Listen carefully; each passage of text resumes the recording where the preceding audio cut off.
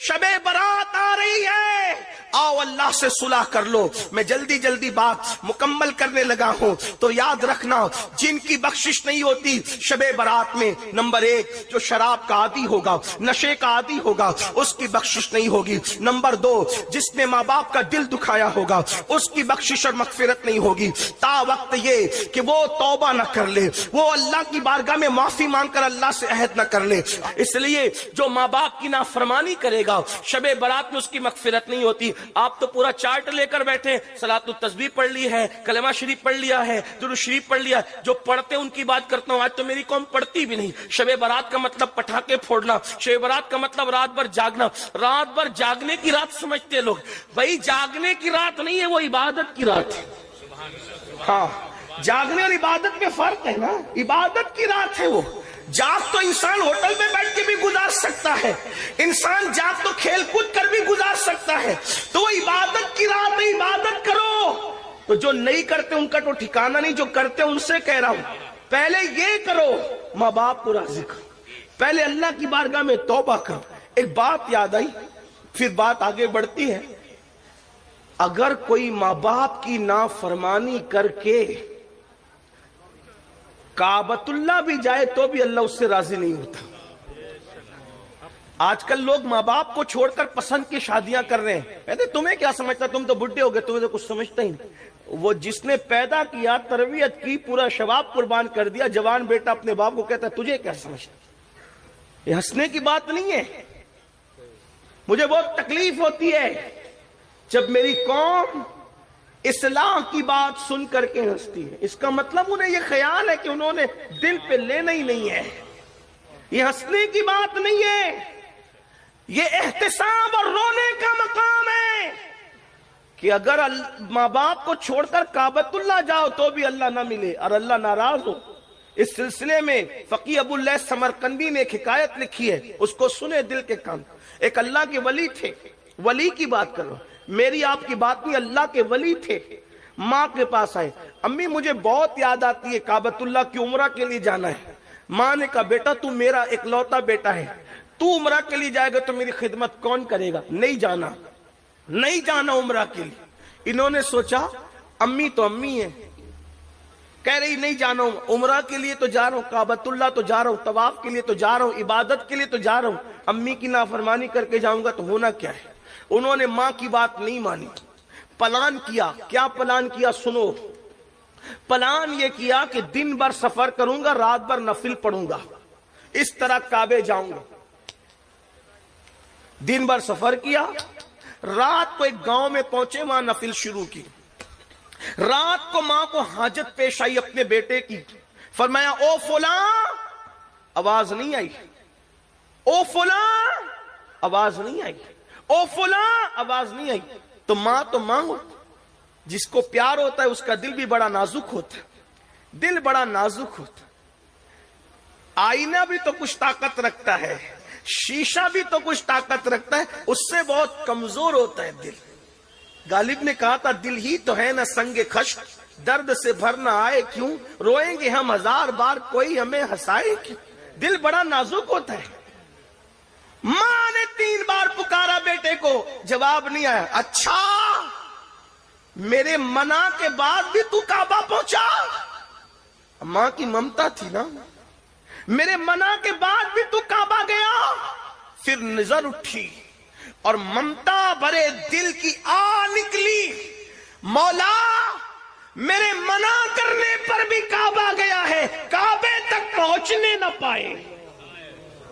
याद रख, बद्दुआ तो यूं भी किसी की भी होती है तो बहुत तबाह करती।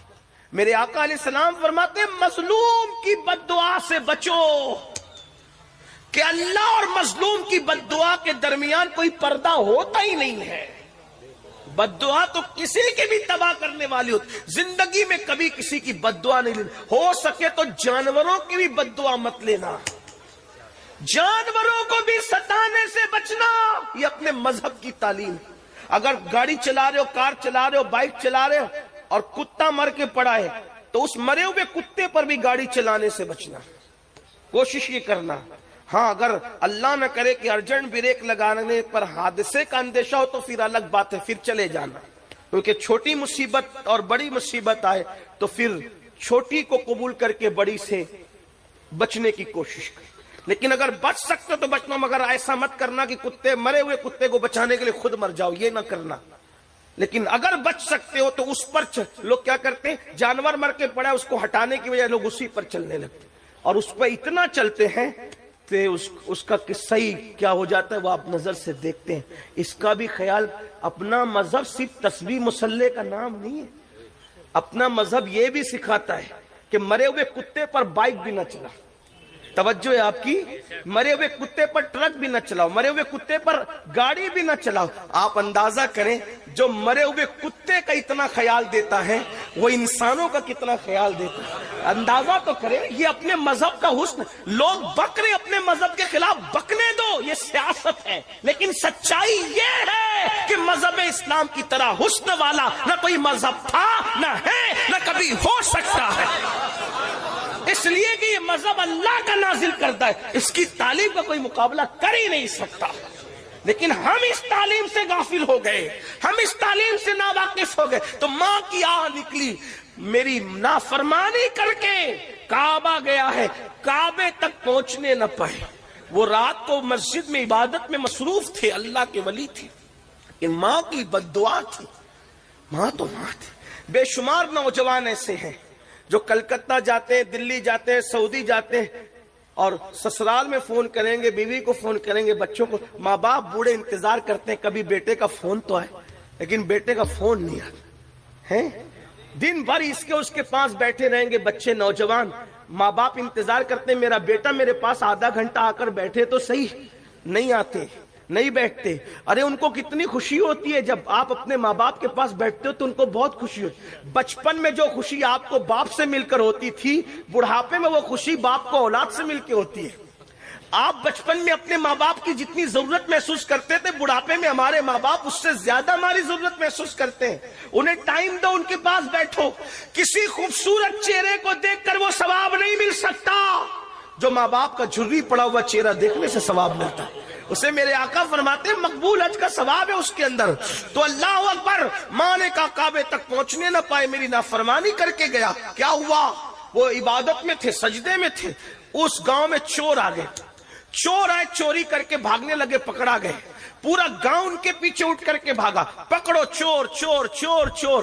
چور مسجد کی گلی میں گھس کر کے پتہ نہیں کہاں غائب ہو گیا، پتہ نہیں کہاں گم ہو گیا۔ اب اس کا گم ہونا تھا، لوگوں کو یوں لگا کہ وہ مسجد میں گیا۔ جیسے ہی مسجد میں داخل ہوئے تو دیکھا کوئی سجدے میں رو رہا ہے، تو جیسے ہی چراغ جلایا تو دیکھا اجنبی آدمی، پکڑا کا دھوکے باز مکار، چوری کرتا ہے اور پکڑے جانے میں سجدے کو بدنام کرتا ہے۔ اٹھا کے لائے، خوب مارا، خوب پٹائی کی، صبح قاضی کے حوالے کیا۔ قاضی سے بادشاہ نے کہا اس چور کے بارے میں کیا فیصلہ ہے آپ کا، جو چوری کرے اور جب پکڑا جائے تو سجدہ بدنام کرے۔ قاضی نے فیصلہ کیا اس کے ہاتھ کاٹو، پیر کاٹو، اس کی آنکھیں نکال لو۔ ہاتھ کاٹا گیا، پیر کاٹا گیا، آنکھیں نکال لی گئی۔ پھر قاضی نے اعلان کیا یہ اس چور کی سزا ہے، توجہ کرنا، یہ اس چور کی سزا ہے جو چوری کرنے آتا ہے، پکڑے جانے پہ سجدہ بدنام کرتا ہے، یہ اس چور کی سزا ہے۔ اس وقت اس بزرگ نے روکے، کہا قاضی صاحب یہ اعلان کرو یہ اس نافرمان